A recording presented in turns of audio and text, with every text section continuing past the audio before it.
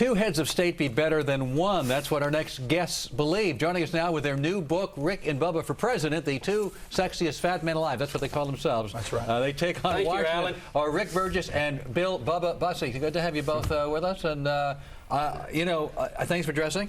Yes, we always dress up. I mean, we're laid back, we're copacetic. You guys would be co-presidents. We already had a Bubba as president. Well, not officially. I know he got that nickname, but I'd like to go ahead with somebody that actually uses the name. All right, now how would a co-presidency work? And by the way, you guys could have gotten the nomination the way things are going. I got to tell you, Alan, and you and I, of course, have talked about this at length, and you've called and thanked us personally for running for president. But one of the things, when we started this, it really was going to be a comedy bit that we might make some money on to put our kids through college. Right. And then as we've gotten closer to this thing, and the book is out, we really are the best candidates for president. I never expected that. But you said you're going for the write-in vote, is that right? Well, if that's what it takes to get there, Alan, we're ready to do that. Because as conservatives, quite frankly, we don't have a candidate in this election. But how would it now? There was some people claim the Clinton presidency was a co-presidency. That's true. Well, you guys would reenact that by both being president of the United States? Absolutely. And sometimes I think it's good to have a check or somebody to bounce things off of.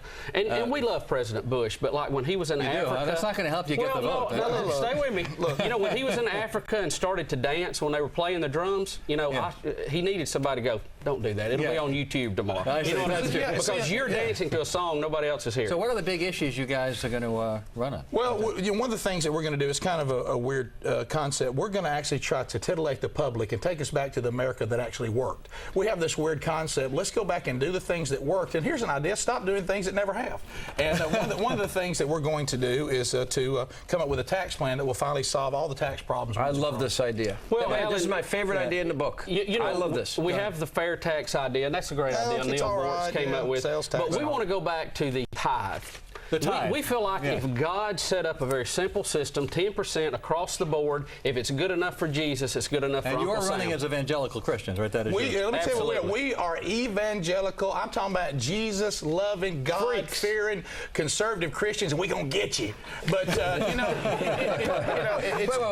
believe it or not, our country used to be okay with acknowledging God that He'd actually blessed us. We are a miracle. You guys are those bitter Americans clinging to your guns, God, and with antipathy towards liberals. We're that group, but we think we're a lot more fun. By the way, the gun is pointed this way. But now let's look at Alan. I mean, we can disagree on certain issues and all that, and we tend to sometimes be progressive conservatives, which means we have conservative morals that have always been the right thing for this country with progressive ideas.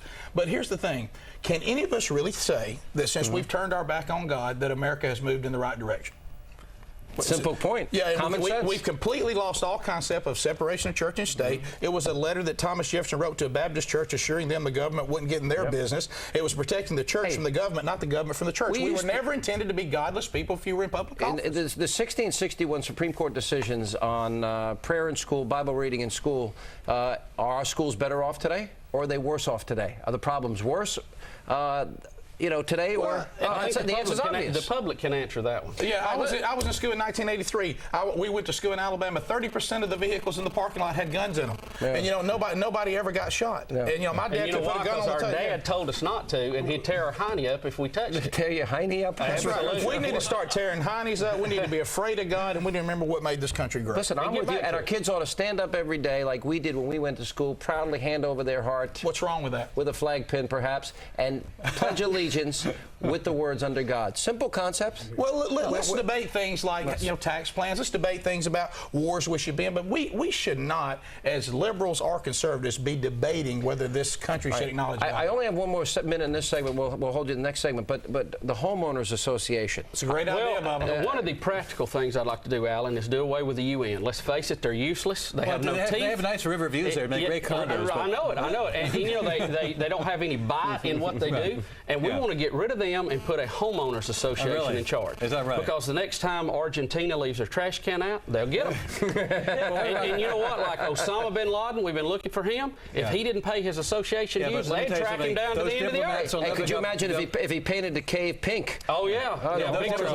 never give up the parking spots, believe me. Well, that's what I'm saying. Look, and first of all, the UN wants us to wear baby blue helmets. Come on, y'all. That just doesn't look too tough. I'm coming to get you. I got my baby blue helmet. What's your website, rickandbubba.com? rickandbubba.com. rickandbubba.com. rickandbubba.com, but don't go anywhere because we're coming back. More Rick and Bubba. And Al Gore's movie, The Inconvenient Truth, gave people a lot to talk about.